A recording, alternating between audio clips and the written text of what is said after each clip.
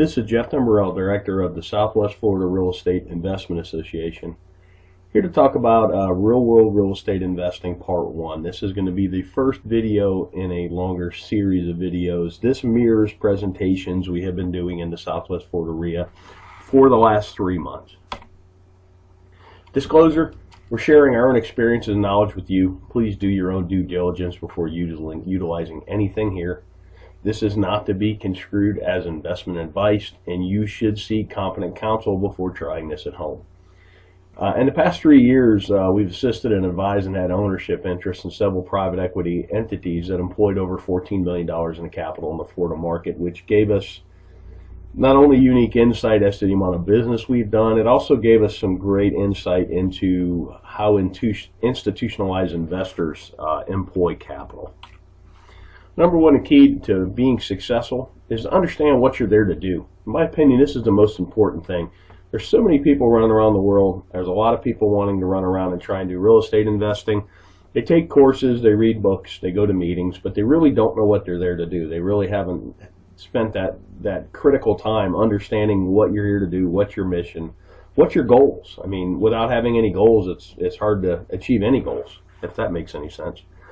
From our experience, the clearer the plan you have, you will be able to operate with a margin of safety. And that's the key word in this business, a margin of safety, because the ones that survive, last, and grow true wealth are the ones that don't make mistakes or make mistakes that you can recover from.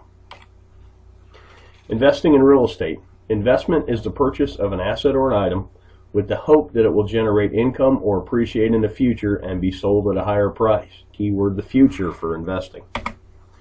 So what does that mean? The act of committing capital to an endeavor with the expectation of obtaining an additional income and or profit. That's what investing is. Something I've learned over the years, it's kind of like a narrative. It's a why in the road when you're talking to somebody that's in real estate. Are they a trader or are they an investor? Investors buy and hold. They get a return from the assets they own. Traders wholesale. Traders fix and flip. Nothing wrong with it. I do it. I've done it in the past. I'm trying to do it again today. I'm doing a marketing campaign as we speak, looking for contracts to wholesale. With that said, it's two different narratives and even two different valuation processes, investor versus trader. You need to recognize the difference between the two. Basic questions for an investor. How much capital are you employing? What's your desired rate of return? When are you going to need this capital back? And then what's your risk tolerance? Those 4 questions are how you determine what you're there to do. Then we'll talk about capital. There's an opportunity cost of capital, and particularly when you're raising capital, which I've been part of some private equity raises, you really need to understand what other opportunities are out there for investors, because generally why would you buy a piece of real estate that pays you 2% a year with all the headaches associated with that, when if you could at the same time own a CD at 5 with none of the headaches. Give you a chart on 10-year T-bills, talk about opportunity cost. You can really see the recession, the Lehman Brothers crash really killed yields, but it's killed yields no matter what. I mean, pretty much at the time I'm talking about this, yields for a 10-year T-bill are bouncing between 2.6 and 2.8%. That's a terrible yield, particularly with the amount of money they're printing.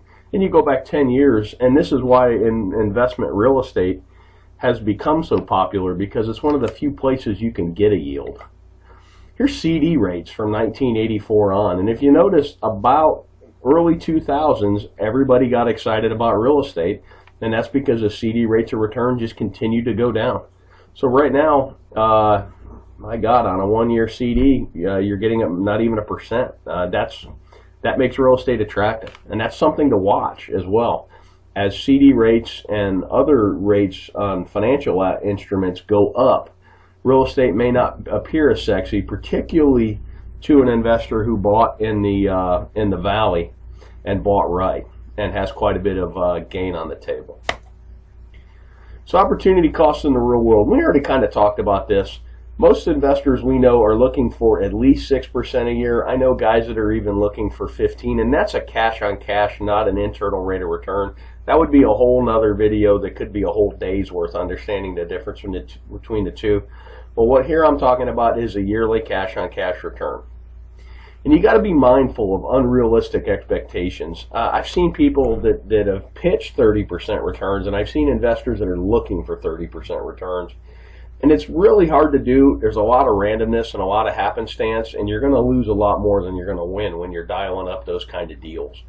Unrealistic returns can lead to bad decision making because you seem to be chasing the golden goose instead of chasing a stable investment that pays you to own it. Let's talk about risk tolerance. These are two great quotes by Warren Buffett. And risk tolerance is really age dependent and your financial situation dependent as well. But here's a great quote. Look at the market fluctuations as your friend rather than your enemy.